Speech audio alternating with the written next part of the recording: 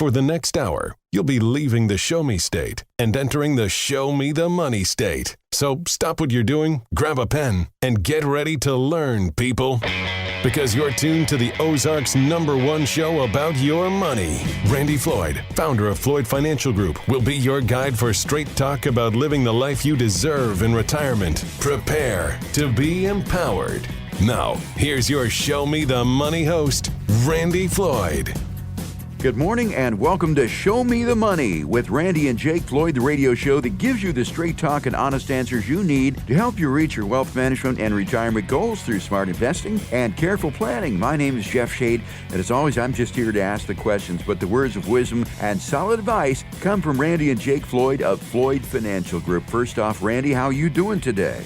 Doing very well, Jeff. How about you? I am doing great, thank you. And Jake, how's this Saturday treating you? You know, I'm doing great. I'm just grateful we finally got some rain last week. Yeah, I'm telling you, the hot dog days of summer, when these showers come, they are so entirely welcome, but it won't be too much longer. I mean, Halloween's going to be here, and before you know it, it's going to be Thanksgiving, then it's going to be Christmas. It's Labor Day weekend. What did you guys do all summer? Anything special? You know, other than riding bikes and running and swimming, which we've done all the above same old with him. in the lake. And yeah, it's the same old with me, you know.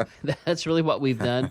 But we've enjoyed the summer, and I like it hot, you know. And so I'm always a little bit, I'm probably the last guy that people want to talk to about this, because I'm like, oh, I don't want it to get cold. I'd rather it just stay hot. And Jake, I'm ready. You are the other way around. You like the colder weather, right? Oh, yeah. I can't wait. It cannot get to 40 degrees fast enough for me.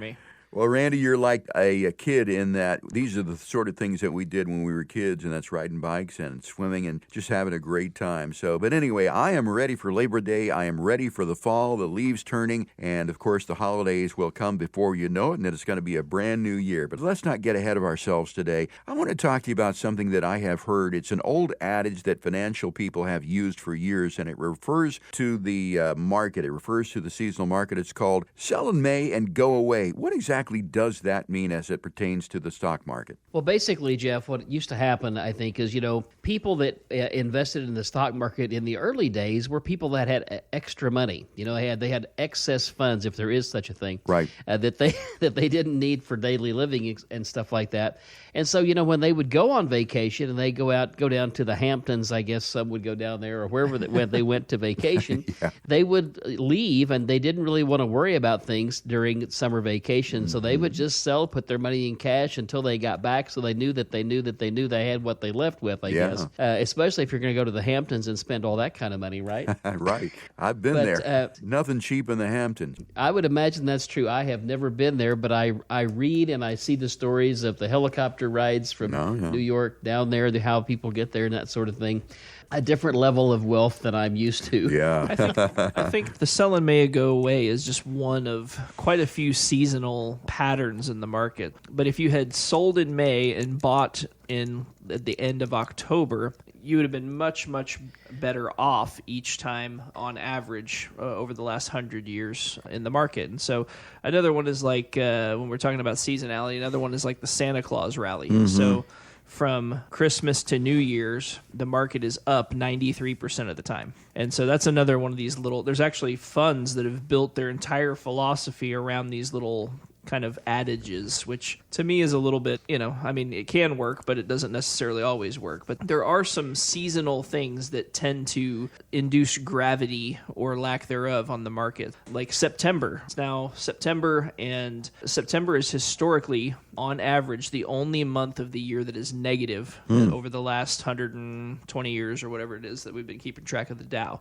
So every other month has a positive average return. September is almost 1% negative. And so that by itself is not really something I would pay too much attention to. But when we have had a big run up in July and the first part of August, as we've already seen, there can be some gravitational effects on the market as we approach into September, where people are already expecting September to not be so good. Because that's a very well-known thing on Wall Street, that September is not historically a great month. You also have, like, even in individual stocks, there can be seasonality. So like Apple, for example, this week is going to do their annual product release. So they're going to release all the new iPhones. They're going to announce probably new watches, that kind of thing. And usually the run up into that, Apple is up 68% of the time in the previous 2 weeks. But I think, I don't have the number right here in front of me, but I think it's like 85% of the time it's down the following month after that. So the build-up in anticipation into that release causes Apple to go up, and then as soon as it happens, it's never as good as anybody's expecting, and then it starts to go down. So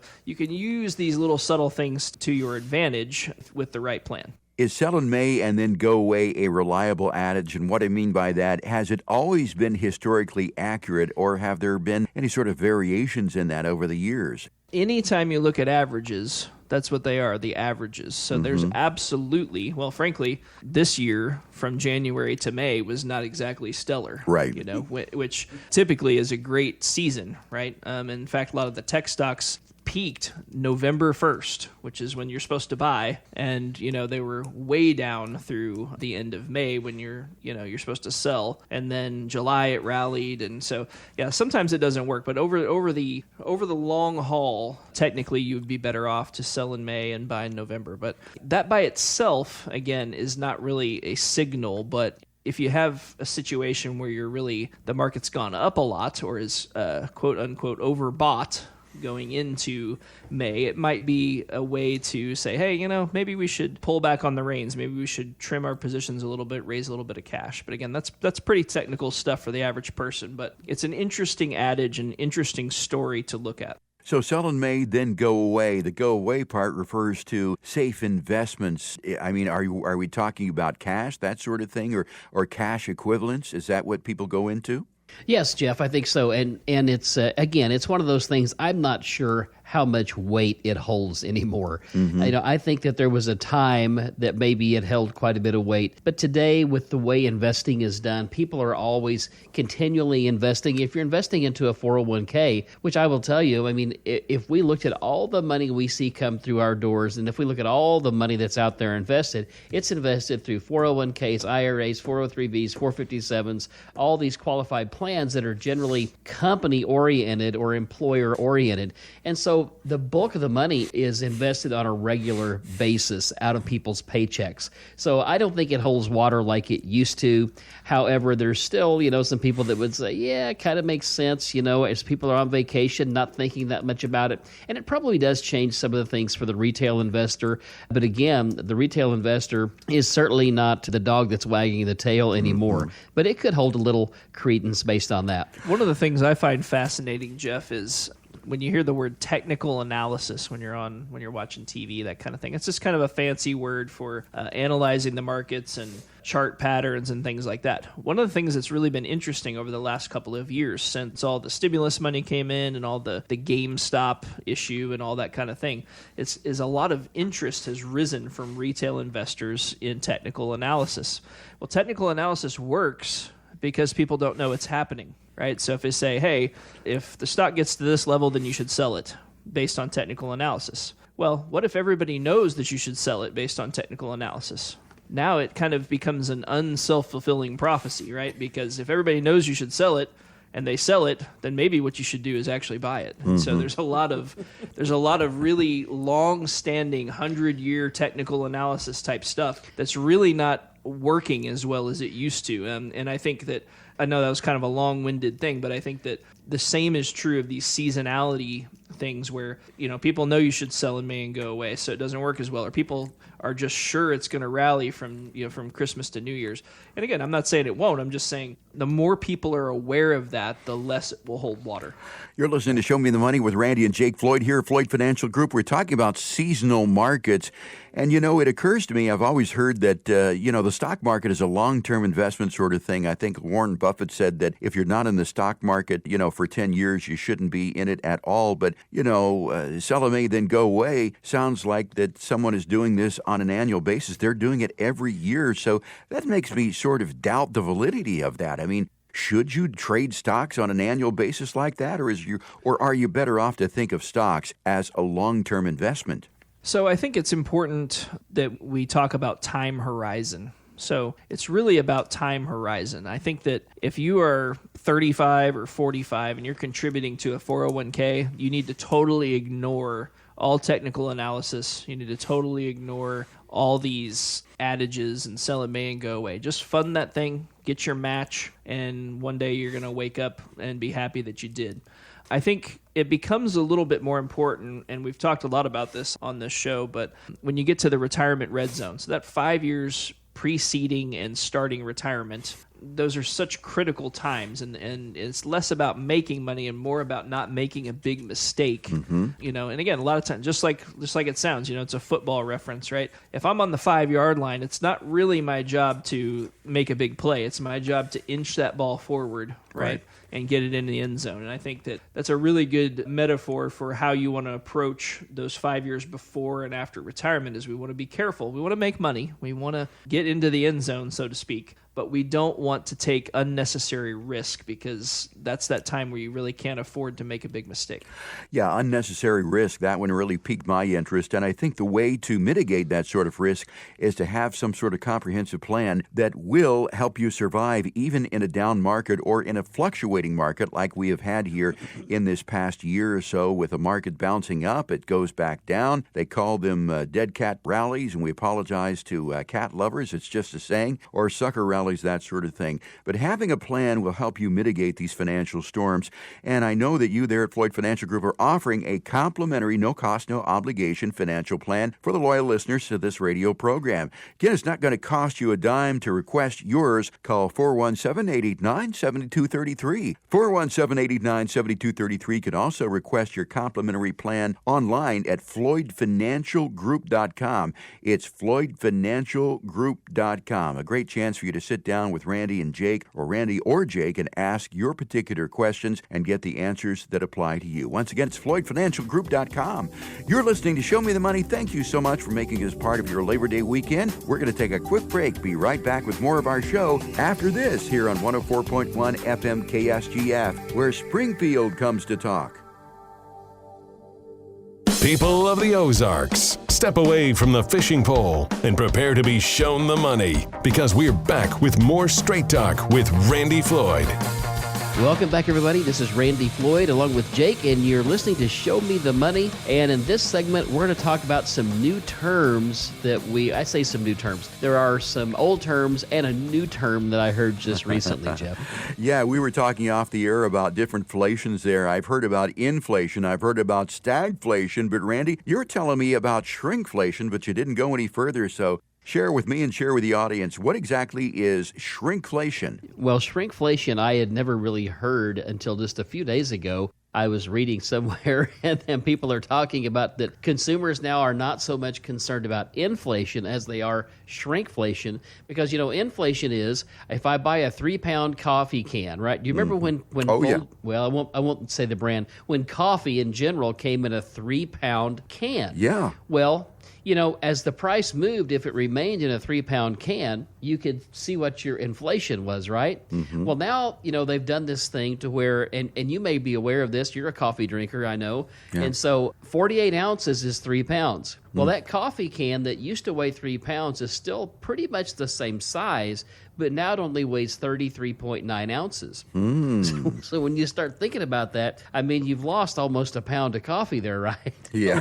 Over the years. That is what we're calling shrinkflation, because what's happening is companies are now shrinking their packaging, right, and maintaining or still raising the price. And so people are having a real hard time understanding whether or not they are getting a value or not, because everything that looks similar isn't similar, and that isn't the same size like it used to be. Used to be there were standard sizes for things a little bit, and people go, oh, well, that's a 12-ounce can. Yeah. Oh, that's a 6-ounce Coke bottle, or that's a pound, and so we know that that's going to be 16 ounces. Well, the things that used to be 16 ounces, like the 1-pound coffee can, are now 11.3 ounces. Yeah. You know, so when you start looking at all Last this time stuff, I checked, 11.3 ounces is not 3 pounds. or Very a good. pound. Very good there, Jake. You know? My dad used to say when he was growing up, they would teach him things in school. You know, it says to help him remember. It's a pint's a pound the world around. So, and which kind of made sense back in the day. But not anymore. I have noticed that, Randy, in a lot of different areas. I mean, sometimes the packaging even will be the same, but the contents is a lot smaller than it used to be. Right. And even in serving sizes in restaurants and things, you used to get a salad, it was this big, and now it's only this big. I guess that's a perfect example of shrinkflation. Are you finding that this is very common these days? I think it's pervasive throughout the industry right now. I look at this stuff and I just, all the time, if you wanted to go in, used to be you'd go in, you'd buy, a thing of cottage cheese would be £1. Well, not anymore. I think also go buy a bag of Ruffles chips. Mm-hmm. And I mean, it's literally, I mean, I'm not kidding. It's 60% air in there. Yeah. You open it up and you eat a few chips and you're like, what? Where'd my bag of chips No. go? That's just due to some settling. Yeah. Some settling has may occurred. occur. Yeah. That's right. Randy, you used to be in the food game, so weren't you? So you probably know all about this stuff, right? Oh, my goodness. Yeah, I mean, I was in the food business before I started this business 22 years ago. I was in the food business for 20 years. Mm-hmm. And I was in the wholesale distribution business, worked for a little company that a lot of people would know. We will remain nameless at this point. But, yeah, we had a lot of we've seen a lot of packaging change and a lot of marketing change, over the years that bordered on just really not quite being truthful, to be honest. Is this a common technique all across the board to do things like that? Well, if we can't raise the price, we'll just give you less of what you think you are buying. Have you seen that across the board in many other areas? Yeah, Procter & Gamble may sue me for saying this. I remember back in the day. Well, they won't. I don't. They probably won't be listening. But anyway, they used to make for restaurants. They used to make this industrial grade Tide, and it was designed to clean floors. Mm-hmm. Now, it was similar to the Tide that you have at home, except it was minus one ingredient, which was this thing called fluorescent brighteners that goes into Tide for laundry. Right. And so, but it was a really great industrial strength cleaner. And it used to come in a 50-pound cardboard box. Wow. Well, I remember one day all of a sudden they changed. You see, it said, and it would say Tide, 50-pound box. All of a sudden one day it said Tide 500. Wow. Tide 500. But it was only a 36-pound box, and it cost the same. Shrinkflation, baby. That is a new term, shrinkflation. I wonder what other terms are coming down the pike, because inflation is something that people have on their minds. It's the same sort of thing. They're just giving it a new title. Are you finding that people are becoming more aware of these things, and where is this going? I mean, how much longer can we be in this particular boat? They're raising interest rates, but it doesn't seem to have any sort of immediate effect on how much more we're paying for things. We've talked about this, for weeks now, Jeff, and we're seeing more and more people are starting to jump on the bandwagon. People like Credit Suisse and Bank of America and a lot of people, Morgan Stanley, and a lot of these people are out there. And over the last few weeks, they've all said, we're going to have a recession. We don't know how deep it is. Some are saying it's going to be extremely deep. Mm-hmm. Some are saying it's going to be mild. And nobody really knows. I know that Jerome Powell and the Fed, they are trying to take interest rates to the level to where, in fact, they spoke, what's it been, a week and a day ago or something like that, when they really kind of gave the outlook for what they intend to do with interest rates. And basically, he said, I'm going to remain in a position where we have got to kill inflation to right the ship. He even referred back to when Burns was Fed chairman during the Carter years, how he could not get anything under control there. He didn't stick to his guns. He didn't raise interest rates enough to kind of kill demand. And then Paul Volcker stepped in, and guess what he did? He put us on economic chemotherapy, raised interest rates to 15%, and sure enough, we got inflation under control, and it stayed that way for almost 40 years until we had a pandemic. We closed down the world, and we printed trillions of dollars of money and put it in everybody's pocket, and there was not enough stuff to buy and too much money, and guess what that creates? Inflation. So we've got to really get to the other side of this and kill demand. I want to tell people this again. I am optimistic about this country. I still think we live in the greatest place in the world. The rest of the world has a much bigger problem than we even have, but we've got some pain coming ahead. ahead, but on the other side of this will be great things. Yeah, I have heard that in Great Britain, or maybe I'm mistaken about that, but overseas somewhere, I mean, they're looking at 20% inflation. So the fact that we've got it under double digits at this point, at least that's what they're reporting, we should be pretty well off with that. We're talking about inflation and stagflation and shrinkflation and all sorts of flations with Randy and Jake Floyd of Floyd Financial Group. So the cost of borrowing money has really pretty much more than doubled since the beginning of the year. Do you see, as you said, interest rates, are they just going to keep bumping them up and bumping them up and bumping them up until we get inflation under control? Is there maybe a limit to how far you can raise things? Well, I would say there's definitely not a limit. Here's the limit is when things start really falling apart, they will want to stimulate, so they will start cutting rates. So there's basically a couple of paths here that could take place. Number one is that we're close to done hiking rates and we just enter a recession and that plays out and then interest rates come back down. The other way is that the market and consumers are stubborn. They do not take their medicine. They do not stop spending. And we kick the can down the road 3 to 6 months, in which case the Fed will continue to raise rates and will be forced to continue to raise rates. And if we get up to, so right now we're at 2.25%, and we're probably going to go to 3 at the next rate hike. If we end up at like 5 or something like that, that will create a very deep recession, especially if we stay there for any amount of time. Now, when they do that, though, that's a huge opportunity for those that have a plan and to take advantage of it and are paying attention. But inflation will come down one way or another. The question is, how painful are we going to make it because we keep kicking the can down the road? The Fed should just come out and take interest rates to a restrictive level now. Stop with this 50 and 75 basis point stuff. They should go out there, take it to 4.5 right now. That'll fix it. Everybody will take notice. They'll put the brakes on. Inflation will be stopped in its tracks, and then we can move on. The problem is by doing the frog in the pan of water thing that we're doing right now, right? If you throw him into boiling water, he jumps out instantly, right? Because it's hot. But if you start, I'm just saying this for the benefit of people that have not heard this, but if you put a frog in a pan of, lukewarm water and then you slowly boil it, he will die in there. He will not jump out. And so the same thing is happening right now with the inflation situation where, we're just turning up the heat a little bit, and people are not getting the message. And eventually the frog's going to die here. Right.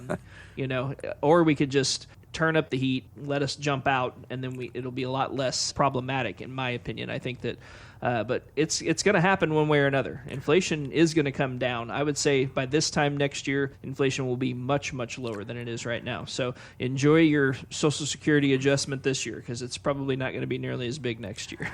I have made different buying choices. I mean, I'm not buying some things. I'm making consumer choices, so I guess I'm already in a recession.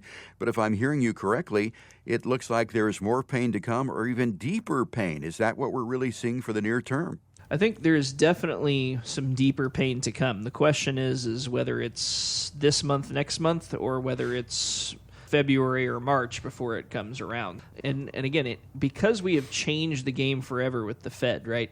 The Federal Reserve Bank has changed the game by messing with free markets. If we just had free markets do their thing and the Fed didn't exist, this would all be over by now because we would have had a big rout. But the Fed can't stand for people to lose jobs or for the markets to come down, And so now that they've changed the game, we're back into this situation now where good news is bad news and bad news is good news. What do I mean by that?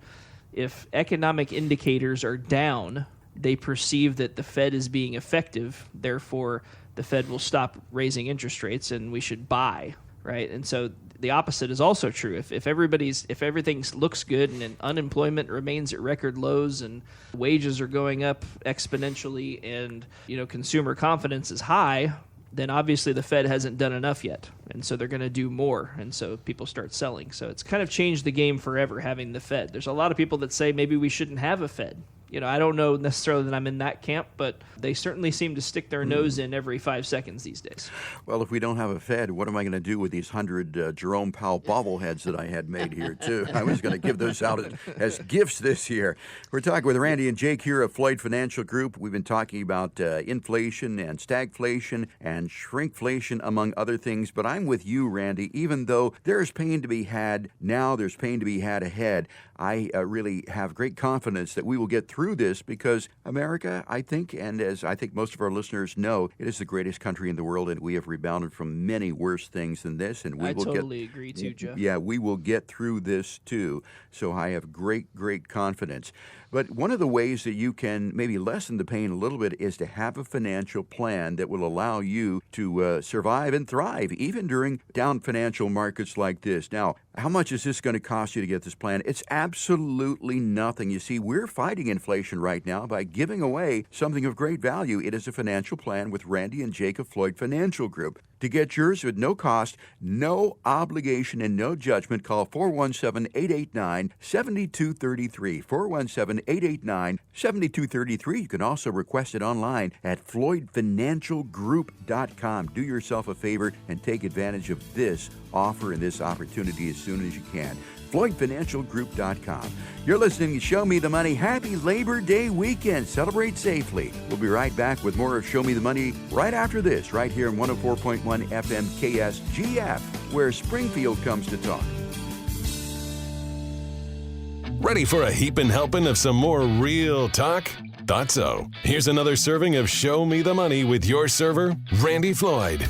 Welcome back to Show Me the Money. I'm Jake here with Randy and Jeff, and in this segment we're going to be talking about life insurance you already have and what to do with it. Yeah, and when I think about life insurance, I think about paying a death benefit, Randy and Jake, and I think about things like term insurance. That's the first thing that comes to mind. And that's where you buy insurance for 20 years or so, and if you die, a benefit is paid to your survivors. But there's many other types of insurance, and insurance really can be a powerful tool to use for people in their financial portfolios to build wealth. So let's start off with the basics. If people don't understand what term insurance is, let's just go over that real quick before we move on to the other uses for insurance. Sure thing, Jeff. So basically, when we look at term insurance, what we're looking to do is buy the most death benefit for the least amount of money. And generally, we buy this when we are younger and, we have a family to raise, we have a large mortgage, maybe we got student debt that we have to pay. Of course, some people wouldn't have that anymore now, but yeah, anyway. Right. That's a whole other segment. Wow, I was waiting for that one. Yeah. So, maybe it's something like that. And that's what we want to do is we want to have the mostest, as I call it, for the least amount of money that I have to pay each month. Now, that's great because we can buy it for, 5 years, 10 years, 20 years, 30 years. You can even buy decreasing term that as your mortgage gets paid down, you have less, that sort of thing.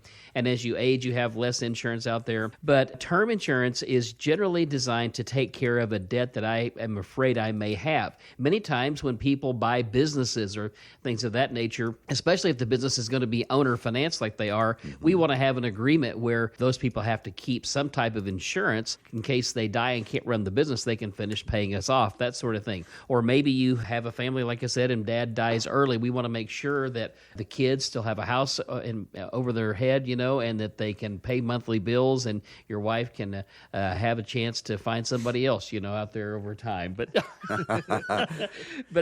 but I know that once they've had most of our clients, they could never find anybody that could measure up. Yeah. Lisa's never going to find anybody to replace you, Randy. You are the one and only. That's the way it goes. That's it. And so term insurance is meant to be, run for a term. And then at the end, what's going to happen is because you're older when that ends, if you want to renew that, though, many times we'll let you keep that, but the price is going to go way, way up because at that point in time, you're much more mortal after 20 or 30 years than you were when you took it out. So it's going to cost more. One thing I might add about term insurance is most term insurance policies do give you the ability to convert to a whole life or a universal life policy that can last you the rest of your life. But again, you're going to have to pay the extra premium, and many times that is very, very steep. And it's sort of like car insurance. If you don't use it, you lose it. It really doesn't have any value unless you pass away. But you alluded to whole life insurance and the ability to convert term life to whole life. So let's talk about whole life. What is whole life? Sure. Whole life was really kind of the original life insurance contract that was out there. Term came a little bit later, right behind that to cut cost. And then after that, we had universal life that came along. And universal life is kind of a combination of term life and whole life. But whole life at its core core is designed to really be pretty rigid. You know what your death benefit's going to be. You can have the death benefit be a level benefit, meaning I buy $250,000 and it's always $250,000 in there, or I can have it where it increases the death benefit with the cash value that builds up inside my policy.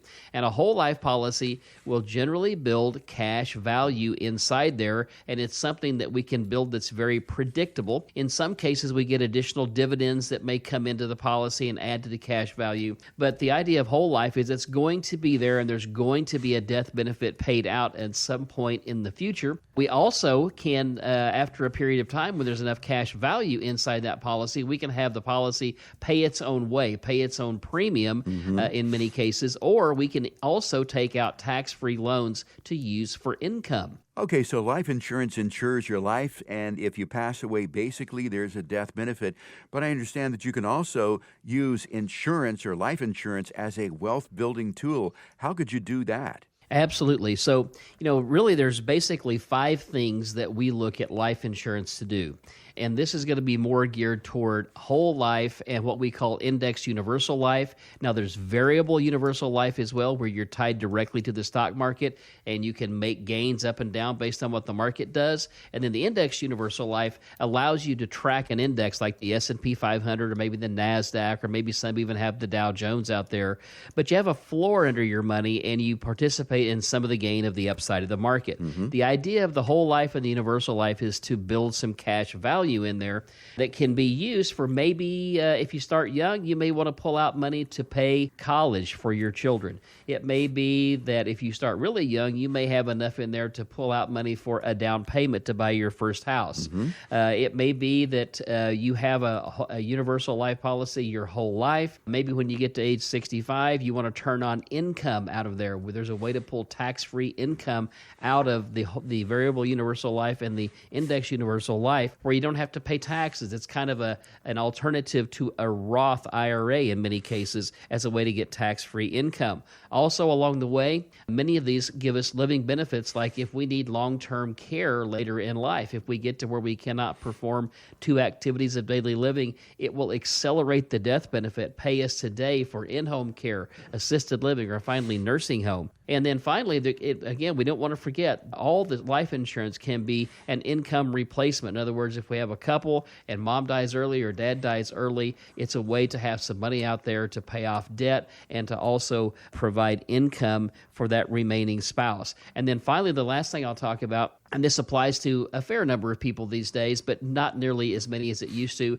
And again, taxes may go up in the future and this may change. Some people are going to pay estate taxes, meaning if you have too much wealth at the end of your life, you may have to pay death taxes. So right now, I mean, that is a big number, 11.1 million roughly for people, for an individual, and then a couple is double that. But that may go back way down in 2025 because we have a sunset provision on that. What you can do is you can set up what's called an irrevocable life insurance trust. Right. You can fund that irrevocable life insurance trust, and then what that can do is help be set aside to pay estate taxes upon the death of the final couple that is trying to settle their estate. So there's really 5 or 6 good uses for permanent life insurance, we'll call it, whether that's index universal, whole life, or variable universal life. There's many, many uses for it, and it can be a great tool, more than just a death benefit. Yeah, as you said, life insurance is more than just a death benefit, and you piqued my interest with something there that I think a lot of people don't realize is that life insurance, you can actually draw on your death benefits before you die if you can't do 2 of 6 activities of daily living. I know you mentioned that just a little bit. How does that work, and what sort of policy should someone be asking for that will allow you to draw on these future death benefits? Sure. So there's 2 setups on life insurance this way. You can actually buy what's called a long-term care rider, where you actually have to pay more money, and it gives you a little more flexibility on how that pays out and how much pays out. But there are many policies today that have it just as part of the base policy. It's called a chronic illness rider, and they don't charge for it, and they don't underwrite for it in many cases as well. So when you're looking at your life insurance, always look at what benefits you can include or what riders you can include that don't cost. And then in some cases, there may be a rider or 2 that you would like that would absolutely cost something right now, but might be worth it for you in your individual situation. That needs to be evaluated for each person or each couple. I think most people listening to this radio program are probably on the more mature side. They may be of your and my age, maybe just a little bit younger. Can you be too old to take advantage of insurance and life insurance, and particularly the type of insurance that will pay a future death benefit if you can't do 2 of 6? The answer to that question is yes. There comes a point in time when the mortality and expense, they call it the expense of how old we are. In other words, when we're young, when we're 20, our cost of insurance for buying a life insurance contract is low, right? Because our mortality risk is much lower. When we get to be 65 and 70, and I would even say you're really getting close to the borderline at 62 and 63 for this to really make sense to where you can offset enough of the cost of insurance to really make it worthwhile. I will say this, if you're in good shape physically and you're in your 50s, even around 60 to 62 or 63, it can still make sense to use some life benefits to fund long-term care potentially. And the reason I like that, rather than buying traditional long-term care insurance where, like you said, with car insurance, if I pay, and I never have a wreck, well, if I buy traditional long-term care insurance and I pay, and I never end up in a nursing home, I don't get any money back. Through a life insurance contract, I can have that life insurance death benefit out there, and if I never use it, it gets passed to my beneficiaries tax-free. If I have whole life insurance or permanent life insurance and I decide one day I just don't need this anymore, I'm going to surrender it, will you pay some significant fees to do that? So it depends on how long you've had the policy. If you've had it past what's called the surrender period, and surrender periods on life insurance, there's many different types. There is life insurance today that is treated like an investment, where there's no big upfront fees or anything like that. There's not even a surrender charge. You can have your money back. Then there are those that it takes 15 years to get beyond what's called a surrender charge, and that's a penalty for early withdrawal of money that's in the account, okay? So we have to look at each of these situations and really figure out what's best for each client. But if you've had your policy a very long time, there's a lot of cash value in there. There's two things you have to evaluate. Number one, how much have I paid for the policy? Because if I've paid, let's say over 30 years, $25,000 into a policy, and there's $75,000 worth of cash value, if I just cash that out and take it, I owe taxes on $50,000 in gain, right? Yeah. I mean, I would. So might be better to take a monthly income out of there as a loan and not pay any taxes. That's one way to look at that. So again, there's so many strategies within life insurance that we can use to benefit people. I would say that everybody just needs, if you've got a life policy, you're wondering about it, bring it in, let's sit down, let's look at it, go over it and give you your options. In some cases, if you have whole life and you have large death benefits and maybe you've come down with a disease that you know is not going to let you live much longer at a high quality of life, there are these companies that will buy out your life policy. It's called a life settlement. Not something that we do here hardly ever. I mean, we might have done one, but again, it's something that is available, and you have to be careful who you deal with on these things. There are companies that make a business out of life settlements and viaticals, and I will tell you, those things can be very risky for the client and the advisor. So the takeaway is that life insurance is not just a death benefit. It can really be used as a financial tool and can help you build wealth. If you've got questions about insurance and how it may fit into your portfolio, of course, consult Randy and Jake there at Floyd Financial Group. They are licensed to talk about all sorts of insurance. And to get in touch with them, 417-889-7233. No cost, no obligation for you to sit down and ask your particular questions, not only about insurance, but just wealth planning and retirement as well, too. They'll put together a retirement plan for you at no cost, no obligation. 417-889-7233. You can also request your complimentary no cost, no judgment plan at floydfinancialgroup.com. Do it today. Happy Labor Day weekend. Celebrate it safely. You're listening to Show Me the Money with Randy and Jake. We'll take a quick break. Be right back with more of our show after this on 104.1 FM KSGF, where Springfield comes to talk. Back with your financial catch of the day, and it's a big one. Here's more Show Me the Money Radio with your host, Randy Floyd. Welcome back, everybody. This is Randy Floyd along with Jake Floyd, and you're listening to Show Me the Money. And in this final segment today, we're going to be talking about, are you ready for this? Yeah. The 5 steps. All right. Well, we talk about it once in a while, but we know that everybody doesn't listen to every show. Always good to go back and revisit this. These are the 5 steps that you take people through when you come in to get your complimentary, no cost, no obligation financial plan. So, Randy, let's start at the beginning. What is the first out of the 5 steps? I think we probably should add a precursor to the 5 steps, and that is, first and foremost, we work very hard here to make our office and our facility very nice and relaxing for people. And when you come in here, it's almost like a home atmosphere in here. It's not really an office atmosphere. I mean, we do a lot of business here, no doubt, and we conduct business here in a very professional manner, but it's more relaxed. And so when you come in, first person you're going to see probably is Ashley up front, and she's always got a smile on her face. She's very efficient. She's going to ask you what you want to drink, make you comfortable. But then after that, we're going to sit down, and really what's most important to Jake and myself here is we want to get to know people. So step 1 that we go through is discovery. And discovery is about us learning about you and what's important to you and what you're trying to accomplish. But there's also another side to discovery, and that is we want you to know who we are and what we're about and how we operate. Right up front, we want people to know that, because you know what? It's hard anytime you're building a new relationship, especially, where if it's money, politics, or religion, it's one of those things you're like, okay, who am I sitting with here? Right. So, yeah, we have to be careful. We want to know what's important to people, and that's step 1, discovery. The next step in the equation is step 2, which we call analysis. And it's not like we sit here and we check the box and say, okay, that's step 1, it's step 2. It's just kind of the way the conversation rolls, okay, is what it amounts to. The analysis portion of that is, okay, so what kind of income do you really need to live on?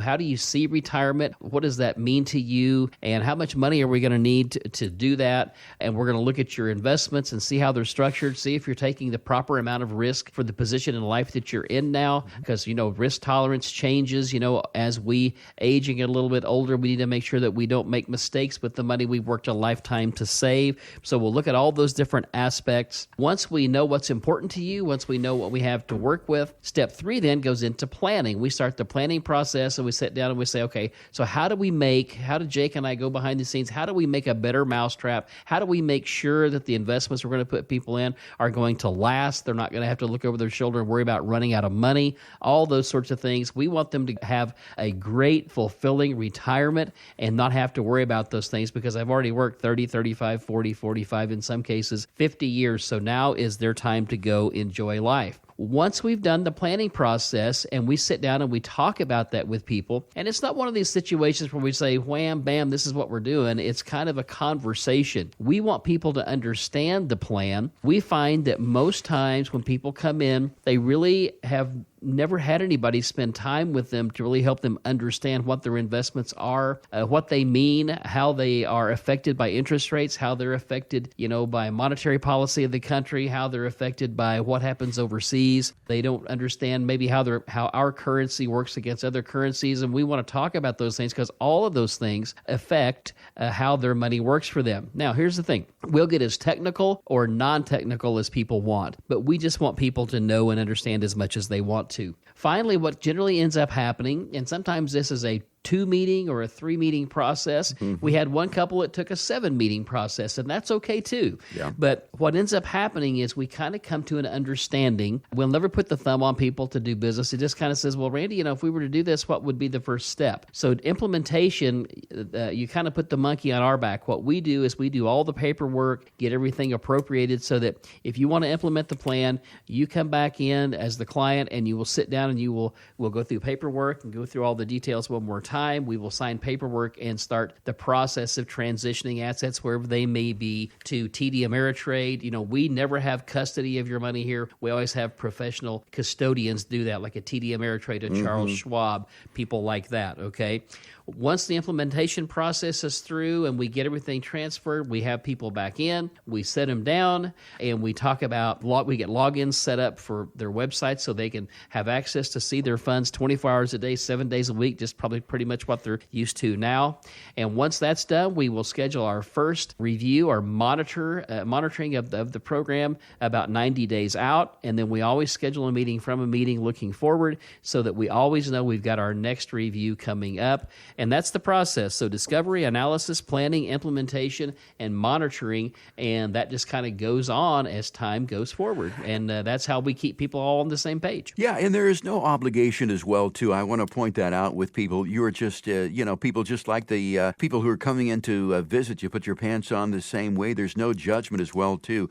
In that discovery process, I like that. You sit down, visit with people. You want to find out who they are, and you want them to discover who you are. And then, as that lady said, then you get to the scary money stuff. But you also take the scary out of the money stuff. So you get to the analysis, you get to the planning, you get to the implementation, and then you get to the monitoring. Those are the 5 steps. As you said, one couple spent, I think, 7 meetings to get all the way to the end. Typically, how many meetings does this take? Generally speaking, we're going to have a discovery meeting, we're going to have an analysis and planning meeting, and then many times at the 3rd meeting, it's where we start to implement things. Once in a while, it takes one additional, and it'll be a 4th meeting. Okay. And again, what we really want to do, Jeff, is just meet people where they are. We don't want them to be in a hurry. We don't want to be in a hurry. We feel like, if it's a good idea today, it'll still be a good idea tomorrow. Mm-hmm. No one has any sales training, as you said. No one's going to put the thumb down on you. I think that's very important for people to realize listening to this program. There's no pressure for you to do anything at Floyd Financial Group. Let's talk about minimums. I mean, some people listening to the program and go, these are pretty smart guys. They probably are dealing with people who have millions of dollars. I'm not necessarily a millionaire, but I've got some money here. And, I've got enough money to last me the rest of my life, as long as I die by 4 p.m. today. And there are a lot of people that are like that. I mean, we don't have a lot of money, but we do need help. Are there minimums at Floyd Financial Group? No, there's really no minimums here. The thing I would say is our client base is Springfield. And so we got some people that have millions of dollars. We got some people that have tens of thousands of dollars that are going into retirement and everything in between. Mm-hmm. So we want to meet people where they are. And what we really want to be is we want to help people and we want to make a difference for them. So, that's what we want to do is meet people where they are and really help, to educate them where they need that and also show them where their retirement income is going to come from. Show them what their tax picture is going to look like in retirement. Show them what, their health insurance is going to look like, all that. We just want to do a comprehensive plan for people. And, we do this every day. Most people only retire, once in a lifetime. So there's a lot of little things they haven't, come up against yet that we can help them through, that we can help them to navigate with, no trouble at all, like filing for Social Security. We can help them file. It takes generally 15 minutes to do on the computer, and most people don't realize they can even file on the computer, but so there's just many, many things like that. We have tax help here, where we can help to understand exactly what your tax burden is going to look like so you have no surprises at the first year, end of your retirement.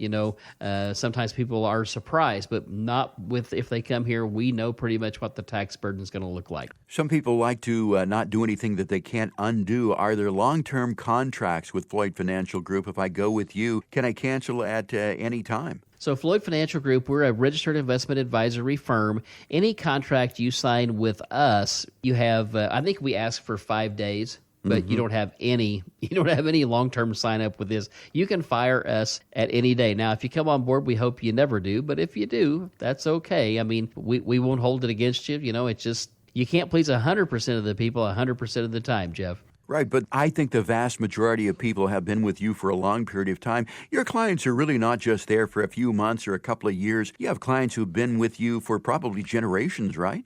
So we have a lot of people where mom and dad have passed on, and then the kids have come to us and said, "Hey, we know you, we trust you, we've been around you long enough. We kind of feel like you're part of the family."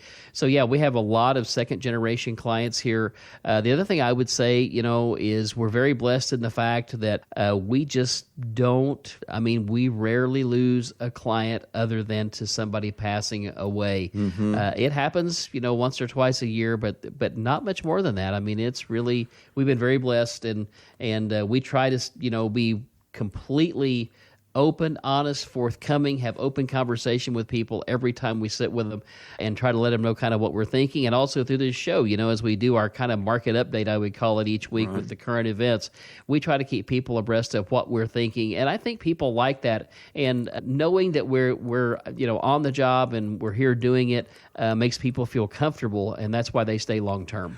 Randy, is it a fair question from the client side to ask you, how do you get paid? What I mean by that is, what are the fees? Am I going to be paying a fee up front?